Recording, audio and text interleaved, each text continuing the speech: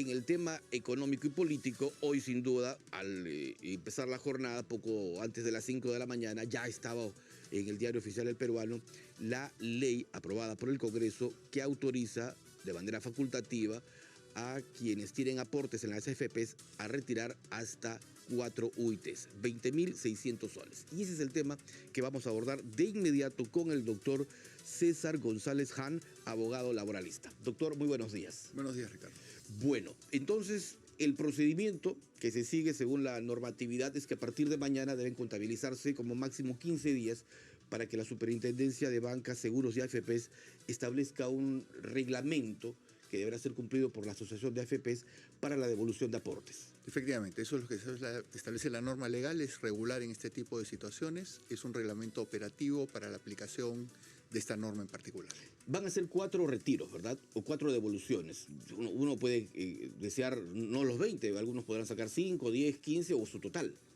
Sí, efectivamente, y existe la posibilidad de la reversión de la decisión también para el retiro de los fondos, o las personas podrían decidir eventualmente no retirar nada. ¿Qué significa la reversión para que entiendan los oyentes de La reversión significa que si una persona decidió retirar, acogerse a la norma y retirar facultativamente hasta 20.600 soles, la persona podría eventualmente, una vez retirado parte de la misma, decidir ya no seguir retirando los dineros de acuerdo a la pauta que establezca el reglamento operativo, ¿no? O sea, pese a que inicialmente acepté, puedo dejarlo en una armada o exacto, dos. Perfecto. Exacto, podría ser, ¿no? Correcto. Ahora, eso es lo que dice la normatividad, pero vayamos a los efectos. Usted es justamente un especialista, y lo hemos convocado para que nos dé su punto de vista sobre qué significa el que los peruanos puedan hacer uso en estos momentos de estos recursos que tienen para futuro, o sea, para cuando seamos viejitos.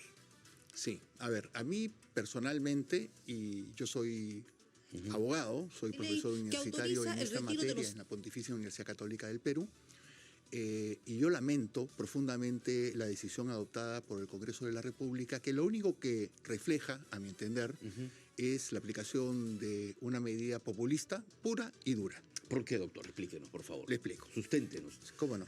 El sistema privado de pensiones es un sistema que se adopta en el Perú, un modelo legal que se adopta en el Perú con la idea de dar protección social a las personas frente a una contingencia determinada, que es la edad avanzada. Es decir, aquellas personas que trabajan regularmente, cuando llega un momento en que decaen sus capacidades físicas o intelectuales para seguir trabajando, tienen que sustituir su ingreso regular, que le proporcionaba la remuneración, por otro, que se llama pensión, en la idea de poder atender sus necesidades existenciales. Todos tenemos que vestirnos, todos tenemos que alimentarnos, todos tenemos que cobijarnos, y para eso necesitamos un ingreso. Esto es un gran esfuerzo que los estados tienen que atender de alguna manera, y esto se atiende a través de estas medidas que podemos discutir si es que el sistema privado de pensiones es un sistema propio de la seguridad social o no lo es, pero al los final de errores cuentas, y falencias que ha tenido. Totalmente de acuerdo, totalmente de acuerdo, y por eso se está discutiendo actualmente, precisamente en el Congreso de la República, y a través de una decisión fallida. Recordarán ustedes cuando se discute y se aprueba este retiro facultativo de las 4 UIT, o el equivalente a 4 UITs, paralelamente se discutía la aprobación de una norma de reforma que es absolutamente necesaria e imprescindible. Claro, se pidió inicialmente mediante un requerimiento, una cuestión previa, que es el fujimorismo, para que se debata y se vote juntas, ¿no? Exactamente. Pero bueno, se desistió, se rechazó. Ahora, pero finalmente, para terminar de concretar la idea, ¿no? ¿Por qué esta norma es populista y por qué esta norma, a mi entender, es inconstitucional? Ah, también inconstitucional. Es inconstitucional. Ver, es claramente inconstitucional, a mi entender, por lo siguiente. Existen limitaciones que establece la propia Constitución respecto de la posibilidad del retiro de los fondos para un propósito o un fin distinto que el propiamente de protección social. Hay una garantía establecida en el artículo 12 de la Constitución, que es el de la intangibilidad de los fondos pensionarios. No, además la norma de hoy habla de intangibilidad también, que es intangible también. No, pero en cuanto a descuentos, me refiero. Claro, pero es un tema distinto. La intangibilidad a la que alude la Constitución es que los fondos de la seguridad social o los fondos propios de este mecanismo de protección social, que es reconocido también por el Tribunal Constitucional, solo pueden ser destinados para un propósito previsional. ¿Cuál es el propósito? Reemplazar el ingreso regular del trabajador cuando éste ya no labora. A partir de los 65 años. A partir de los 65 años o a través de las normas de excepción que permiten poder jubilarse con anterioridad. O también hay gente que sigue aportando a los 65 todavía. Exactamente, ¿no? o incluso antes de ello, porque...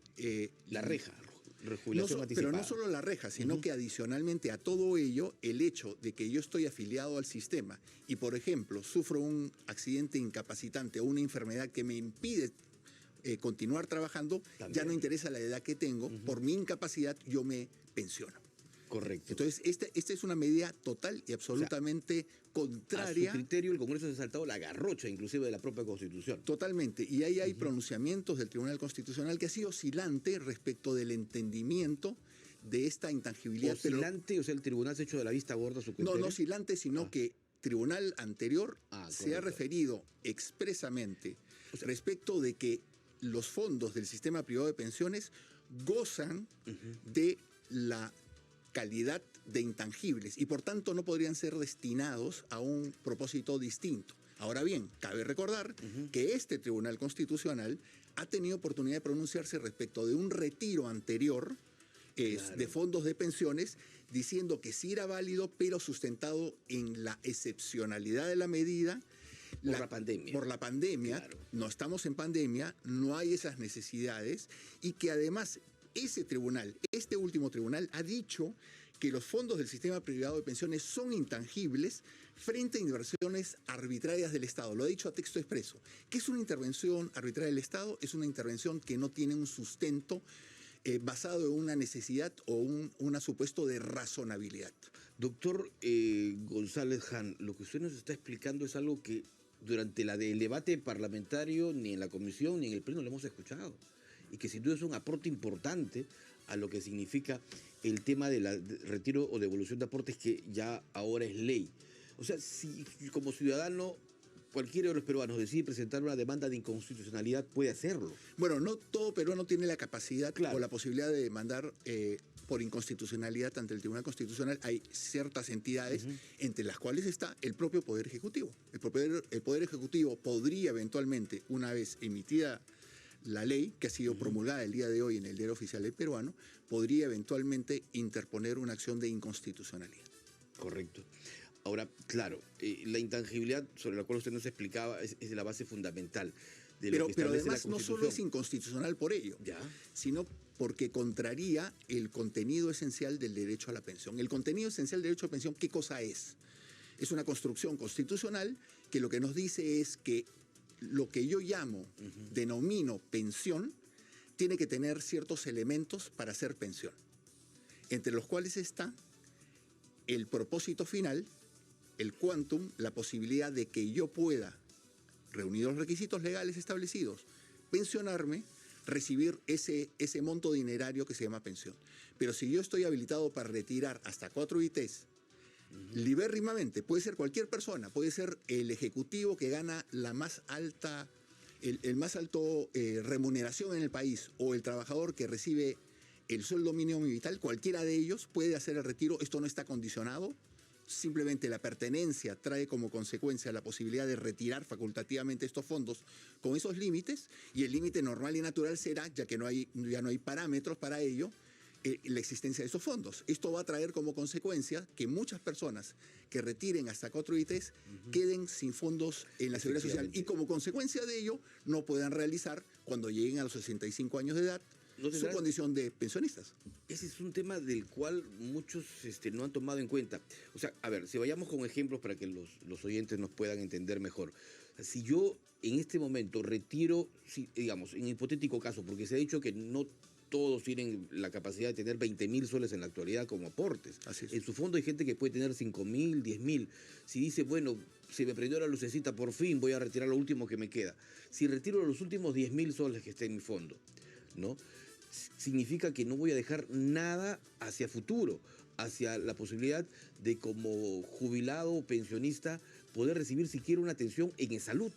Bueno, la condición de jubilado trae como consecuencia la posibilidad de recibir una atención en salud. Eso sí está garantizado pero no puedo realizar mi condición de pensionista. Es decir, no podré sustituir el ingreso que regularmente tenía como trabajador en activo cuando me convierta en pensionista. Pero sí puedo recibir la atención médica. La atención médica sí. Pero la ley de devolución, cuando se pudo devolver hasta el 95.5%, hablaba que el 4.5% restante tenía que quedar como fondo para la de salud. Sí, pero la condición de trabajador en activo, la idea es, las personas que pueden retirar actualmente estos fondos son trabajadores en activo.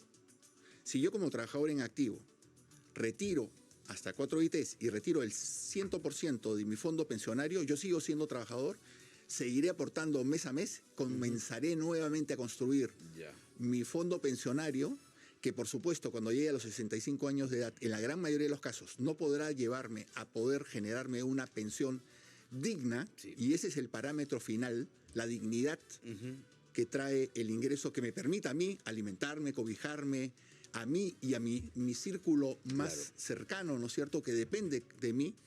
Eso no se va a conseguir y eso va en contra de los fundamentos de la seguridad social. Sí, pues. Pero a ver, muchos dirán, el doctor González nos ha explicado desde la base legal, sin duda, la importancia, la trascendencia y el sustento de la ley de las AFPs, pero mi realidad es otra. Dice, no, yo ahora estoy sin trabajo, ahora tengo deudas, tengo que pagar la casa, los servicios, y esta platita me sirve. Esta situación legal y el de la realidad hace sopesar situaciones distintas. Pero fíjese qué curioso es esto, ¿no? Porque nosotros vivimos en un Estado que se reconoce como un Estado social y democrático de derecho. Y eso tiene una significación. ¿Qué significa? Que el Estado no puede ser indiferente a las necesidades de la población y por tanto tiene que establecer políticas públicas que permitan atender las contingencias como la edad avanzada, como la contingencia de la persona que se incapacita y ya no va a poder seguir trabajando y recibir una prestación pensionaria. La única medida que cabía o que cabe regularmente en un Estado social y democrático de derecho es que la persona por sí y ante sí se otorgue a sí mismo el respaldo dinerario que requiere para efectos de atender sus necesidades existenciales. No, el Estado tiene un papel que jugar. El Estado tiene que, al igual que ocurrió en la pandemia, en determinados momentos de ella, generar, ¿no es cierto?, fondos que puedan atender frente a las necesidades existenciales de aquellas personas que son pobres entre los pobres, que puedan subsistir ante una situación de necesidad. Se hicieron bonos en su momento, ¿no? Exactamente. Bueno, esa es la política que desarrollan los estados para atender ese tipo de necesidades, pero no recurrir al fácil expediente de que cada quien se salva con lo suyo, ¿no es cierto? Porque como es el fondo de la persona, el Estado le habilita que retire el monto dinerario. E igual transgresión ha existido con esta norma a la cual ustedes han hecho referencia en los titulares del informativo, con el retiro de la compensación por tiempo de servicio. Y también se ha desnaturalizado el propósito de esa norma en particular. Claro, nadie puede, digamos, discutir que hay una desnaturalización tanto en AFPs como en CTS, ¿no? Porque los fondos para los que fueron creados es justamente, en el caso de uno es para nuestra jubilación y el otro para el desempleo. Ahora, doctor, una persona de 50 años que retira toda su plata que le queda en los aportes y que probablemente todavía tiene un trabajo a futuro y que va a empezar nuevamente de cero. Lo que va a pasar en 15 años es que va a tener una pensión bajísima. Va a ser una pensión misérrima, una pensión que no va a permitir que esa persona sustituya su ingreso regular y pueda con esa pensión subsistir. No va a llegar ni a 100.000 soles, que es, digamos, el monto mínimo para poder recibir una pensión al menos de 500 soles o de quizás 300 o 400.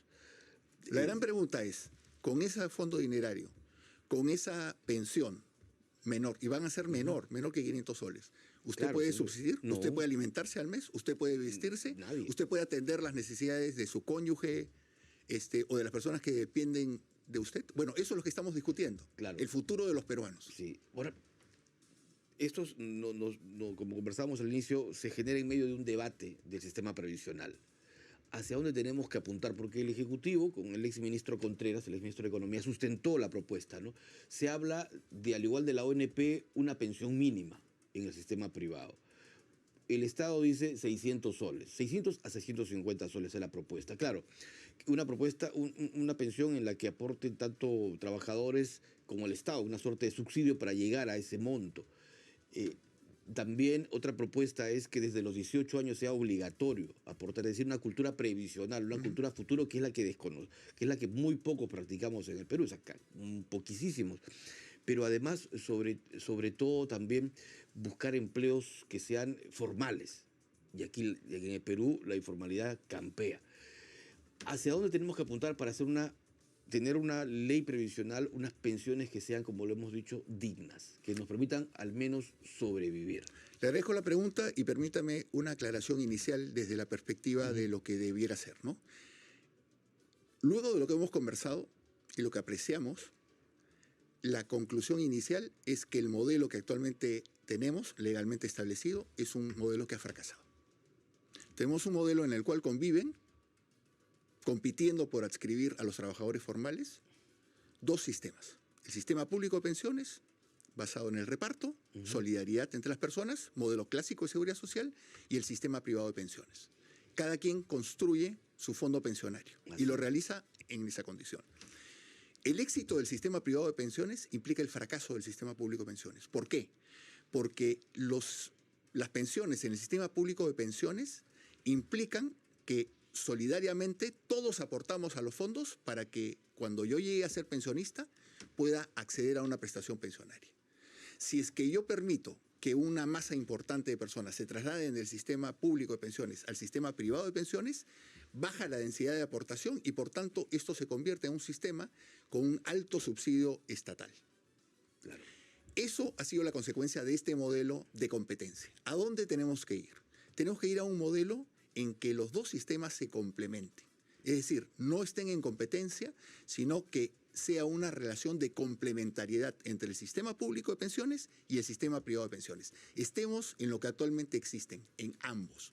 Esto nos permitirá que el sistema público de pensiones nos pueda dotar de una pensión inicial, básica, decente, que se complemente con las aportaciones que yo realice aplicando el mismo modelo que tenemos actualmente del sistema privado de pensiones, pero integrado a este gran sistema. Hay que elevar definitivamente las aportaciones al sistema y esto puede provenir del aporte conjunto de los trabajadores, de los empleadores y del Estado. ¿Qué hacemos con esto? ¿Nos quedamos en ello? No. Tenemos que pasar a un modelo distinto que incorpore a esa gran masa de personas que están en la informalidad. El Perú es un país enormemente informal. El Perú es un país que tiene no más del 30% de la población económicamente activa en la formalidad. Y por tanto tenemos 70% de los peruanos que podrían estar aportando a un sistema fuera de él. Tenemos que buscar integrarlos al sistema. Ahora, sí he escuchado propuestas. Hace poco Keiko Fujimori ha hecho un video muy corto justamente en el que señala, y acá estoy viendo el tuit justamente por eso recurrí al teléfono, hay una propuesta para que 20 millones de peruanos tengan o no tengan trabajo puedan tener una pensión, que entiendo se va subsidiando de acuerdo a los movimientos económicos o pagos que hace uno, se va descontando de los impuestos. Como en España, he escuchado a muchos especialistas. ¿Esto es viable? Bueno, habría que trabajar fuertemente sobre esa idea, pero la idea modular y central en este tema es que los impuestos, que son la base de la contribución a la seguridad social en otros sistemas, sirvan para efectos de ir acreciendo en estos fondos pensionarios. Esa propuesta básicamente es decir algo así como que como yo consumo permanentemente y todos consumimos en el país, claro, los formales y los informales, todos compramos, todos nos alimentamos, compramos un caramelo, una gaseosa, una raspadilla en la calle, bueno, eso debe estar sujeto al pago del impuesto general a las ventas. Que los impuestos que uno aporta, ¿no es cierto?, en su vida diaria puedan servir de base también, en una porción determinada, para efectos de limitar los fondos pensionarios. Correcto. Muchísimas gracias, doctor César González Ján, abogado laboralista y profesor de la Pontificia Universidad Católica del Perú. Por el contrario, gracias a usted, Ricardo, por la oportunidad. No, es muy amable, ha sido muy didáctico. Usted nos ha abierto varias aristas que no habíamos tomado en cuenta.